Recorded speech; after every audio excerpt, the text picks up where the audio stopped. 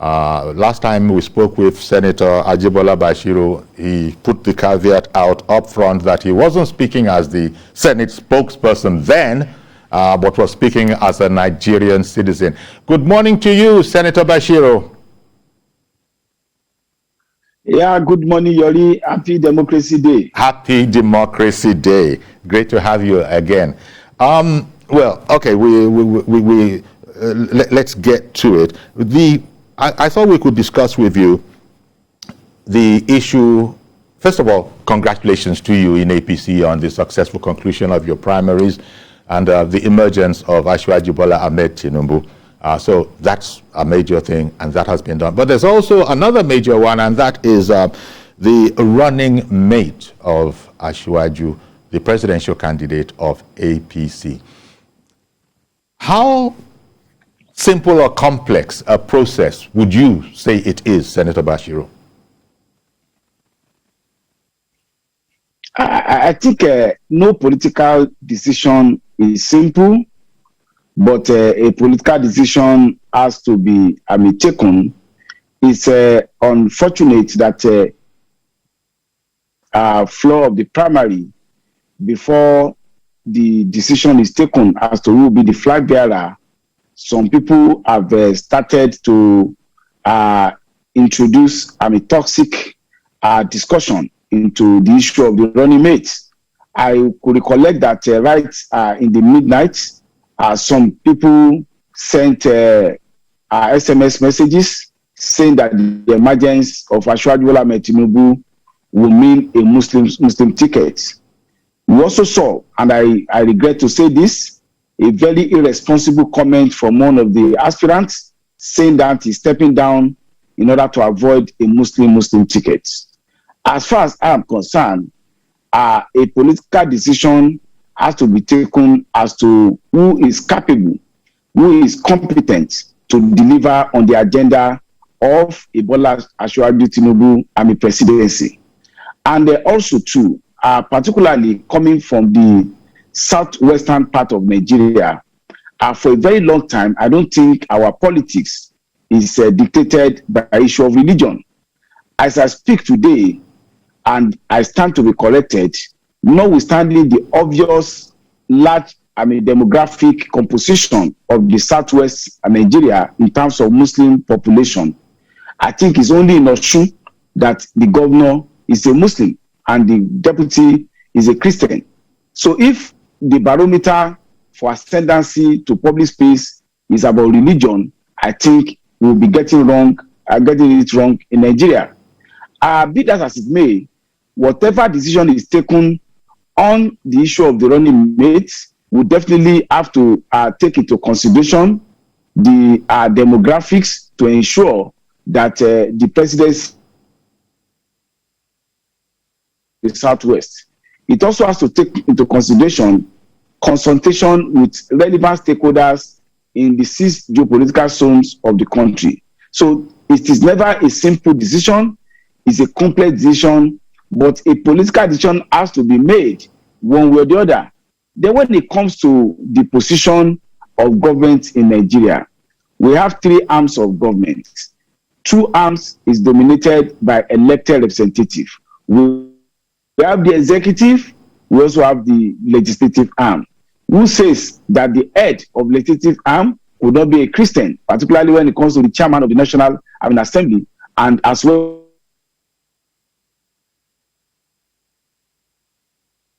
Okay, Senator Ajibola Bashiru, the Senate spokesperson, is our guest this morning, and he's speaking really this time not about the Senate, but for in activities within his party. And the senator there was just commenting on all sorts of speculations and conversations that are going on.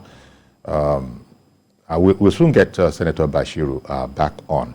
But there's this controversy, if I could use that word, as to whether or not the religious matter is an issue that we need to, that can it be a deal breaker? But in the meantime, let me yield the floor, so to speak, to Mr. Ade in the UK. Good morning to you, sir, and happy Democracy Day yesterday to you. Happy Democracy Day, Dr. Yori. I'm missing you now. Maybe I'll come to Nigeria soon to shake your hand. My contribution to this topic is this. I watch Shehu Sani, I want you to invite Shehu Sani. I watched Shehu Sani on Arise TV with Mori yesterday. He said some things about June 12 that I've never heard before. He said that during the time of MKO, that Babangida suggested Pascal to Abiola to make him a vice president. Pascal Bafiao. Yes, that Abiola refused. And so, when they say Babangida annoyed that election, probably Babangida is not happy to see Muslim ticket. Because, remember, Babangida too married from the South. So, when Shehu Sani said it here today, that was my first time of hearing it. That because that man didn't agree.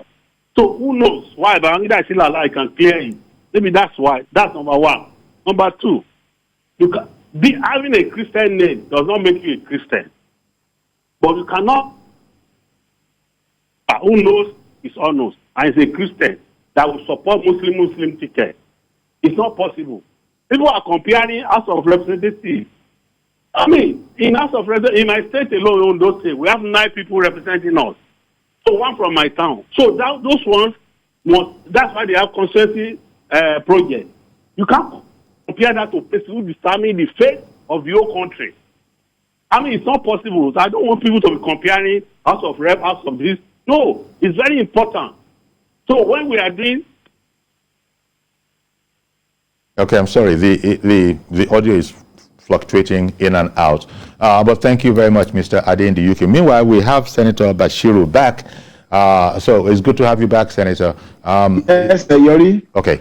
So we on the point where you were, sort of airing, which is that you probably think it's a mistake to sort of focus on religion as we go about our political affairs. Some talk about balance, but other people are saying that, look, just balance it to the most effective person, the most competent person, and that if you go that way, that is the only way to development. There are those who, of course, see it differently, that no. My religion must be represented just as the other religion is represented. But people say this has nothing whatsoever to do with good governance. Your thoughts, Senator Bashiru? I think I actually agree. You see, the way we reduce, first and foremost, Nigeria is not expected to adopt any religion as a state religion. Then when we talk about this Muslim Christian domination, it's also an oppression on a large section of Nigerian population who do not belong to either Christianity or Islam.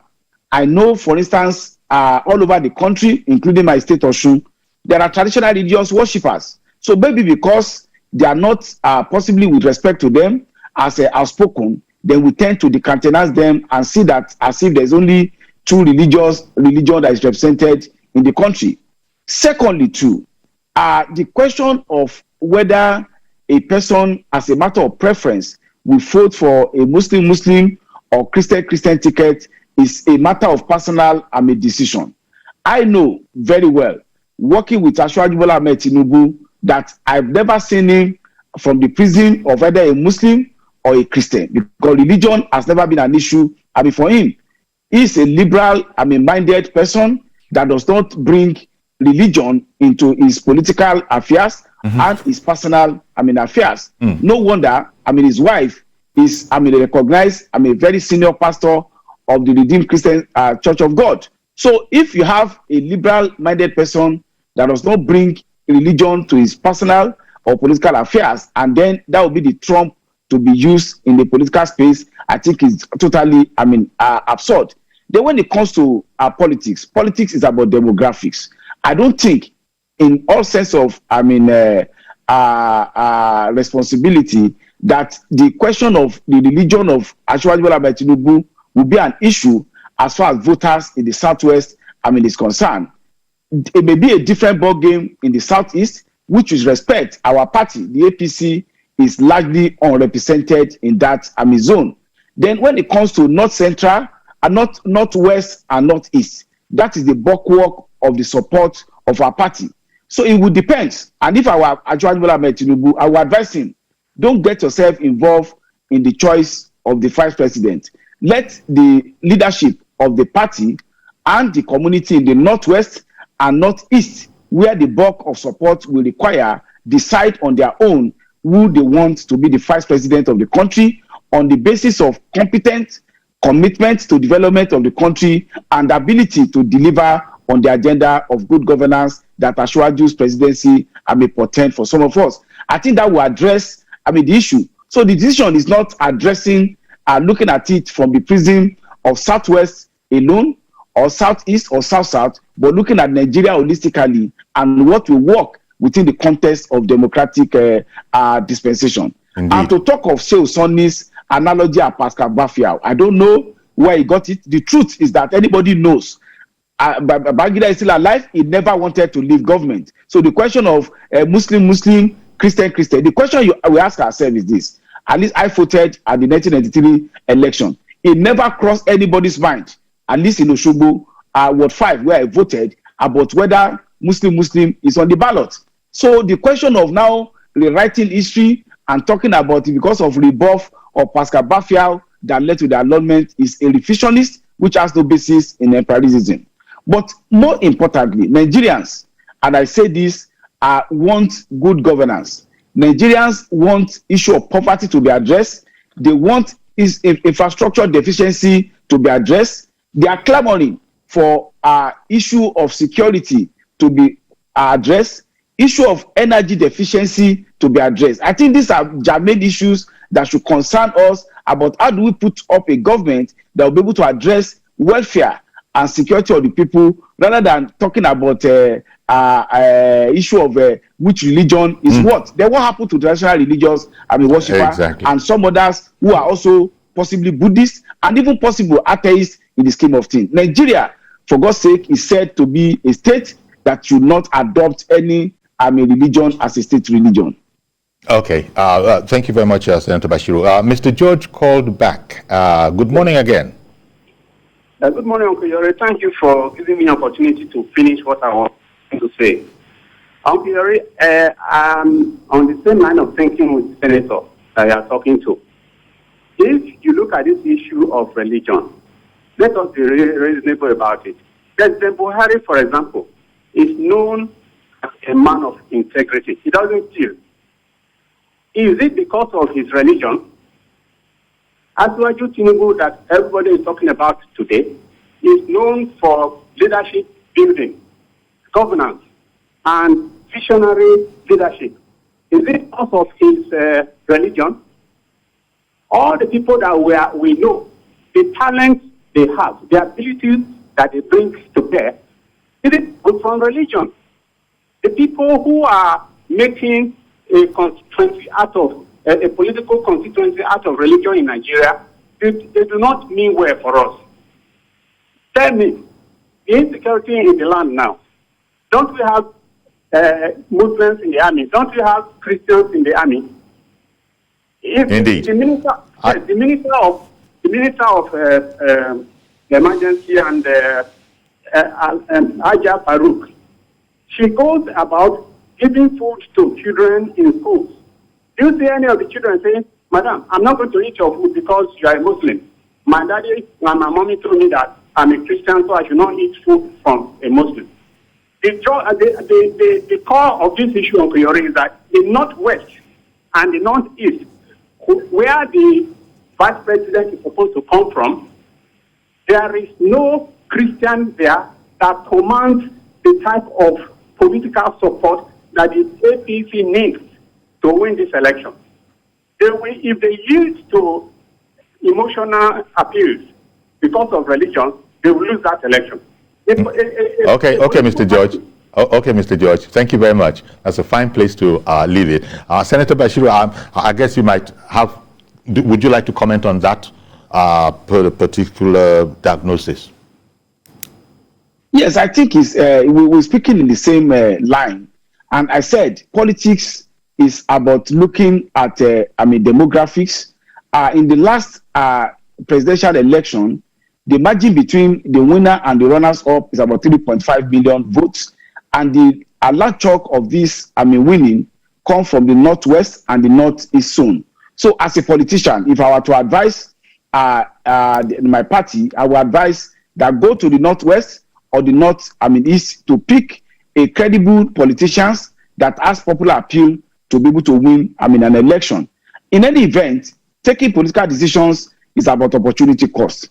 You win some and you lose some, but you must take, the best decision that advance, your agenda. And of course, if, as I know, the agenda of Asiwaju Bola Ahmed Tinubu is about transformation of Nigeria to greater heights, borrowing from the example of what has been done, in Lagos, it should not be an hindrance to him to be able to pick a politician, irrespective of his religion, that will be able to galvanize, the mass of the people in the northern part of the country, together with what I believe is assured, support of the Southwest and ensuring an Asiwaju presidency in February 2023.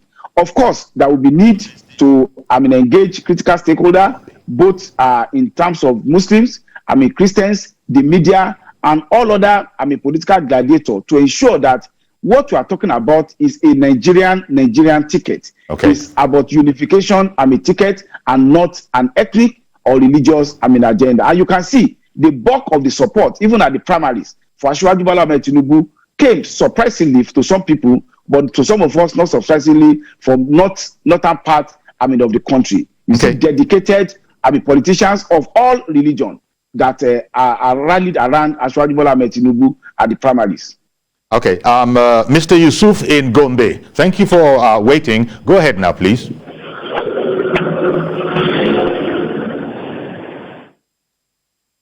We're trying to reach Gombe. Mr. Yusuf, can you hear us? No, that didn't work. Okay. Just keep trying, please. Yusuf was on the line from Gombe. He wanted to add to this particular conversation. And as Senator Ajibola Bashiru was saying there, when you look at it, that indeed is where, he's just said it, the bulk of Asiwaju's votes, came from that region, Northwest, Northeast. That's the place to go. And I think Mr. George also explained that he can't think of a Christian of sufficient stature, from that area, that would, dragging the votes. I don't know. Okay, Mazi Okoroafo has come in the meantime. Good morning to you, Mazi Okoroafo. Good morning, sir. Good morning, I guess. Good morning. Happy democracy. Happy Democracy Day. Honestly speaking, as we stand now, Nigeria we are another level. Another level in the sense that Nigerians, to you, I will tell them, we have come to stay as a democratically elected people over 20-something years. We are on what we call stage 3. In that was stage 1. That was stage 2. We are now on stage 3. We are now within the 20-something years. But the question now is this. What happened before? Hausa, Muslim, because of what Nigeria is facing today, such system is over. But what I'm just calling Nigerians or for instance is all electoral. Let us decide. Anybody that has worked as Senate, that we have gone to Senate or House of Reps or House of Assembly, anything from 8 years or from 12 years, we should tell them to go and rest. Let's bring another crop of people because we cannot allow, so we have spent 20-something years in the Senate, you are still going back. You have spent over 12 years in the House of Assembly. No, we should tell them, please go home and take what you have acquired and solve the problem in your constituency. It will help us. When they fail and continue going back to because we have seen that National Assembly is not a resting home for governors. which will change by 2023, it will not happen again. Okay. Thank you very much. All the governors should not go back to National Assembly come 2023. They should go back and invest what they have acquired in their states and solve the problem in their place. Let's leave the new back. Through them and they should get good deputy, not abracadabra deputy. We want a sound, tested deputy. And Icon. Good morning. Good morning, Mazi. You introduced another subject, Senator Bashiru. He did introduce another subject, ranking senator or not ranking senator. It is Mazi Okorafor's view that you can come and go and rest if you have. And then, as he put it, I think he said something about that which you have achieved. Go and use it over there. So I don't know. Just give me your thoughts on it's a segue, but give me your thoughts on it. I think when he was talking, I was smiling because what beauty of democracy is about heterogeneity of ideas and perspective. I think his own perspective is that. But then let us check the records. The rate of turnover in our National Assembly is quite very high. Yes, it is true that we have some ranking and super ranking legislators, but they are very, very few and far in between. In Nigeria, an average of between 50% and 60% of legislators in one legislative session hardly make it back to the second legislative session. So empirically, it is not the case that there are so much seat-tight National Assembly members. In fact, the danger that we have facing our democracy is possibility of death of institutional memory because of the rate of turnover in the National Assembly. As I speak now, at the Senate alone, no less than 47 senators out of 109 are not coming back based on the primaries election just conducted. And that would also mean that some among the remaining will also not lose election in the general election. So demographically, therefore, it is not the case that there are such seaters. Yes, you can have maybe a dozen or so legislators who have the necessary political weight to continue to win election and come back to the National Assembly. Then it is about democracy. I also know that where we borrowed this democracy from, United States of America, there are super ranking legislators. For instance, Nancy Pelosi, and quite a number of them who have been in the national in the Congress for upward several years. So in this regard, therefore, I think we should be more concerned about what is the quality of delivery, what is the quality of representation, and in what way have they been able to participate in delivering on making qualitative law to the country. Indeed. I know that from the National Assembly that we knew in 1999 to the 9th Assembly that we are now, there has been some quantum leap in terms of quality of representation. You have accomplished professionals, seasoned administrators, and academics in the National Assembly. I can speak of the 9th Assembly, whereby at least at the last count, we have no less than 5 or 6 professors. A kind of about half a dozen PhD holders in relevant fields, retired permanent secretary, and of course seasoned administrators, former MD of banks, and of course retired customs controller general, and so on and so forth. So when you have assemblage of these people, it speaks not to the idea of saying you just have possibly lay about politicians around the National Assembly. Okay. Thank you, Senator. I think, Inoweri, Honorable Ivan has called in. Good morning to you. Yes, Honorable Levi Oparugu, Levi, L-E-V-I Oparugu from Owerri State. Okay. Okay. Did I? Yes. Good morning, Mr. Speaker. Good morning, sir. Please carry on. Please, I want to learn from your statement. The speaker there said there is no popular Christian APC member that can help win election in the House. My question is, does it mean that there is no Christian APC member? No, I think the point that is made is that a person, a person of sufficient stature to be able to pull in the votes, that the voters already know. I think it's in that context. Of course, there are, Christians in the place. But a political person who is well known politically and who can draw in the number of votes required.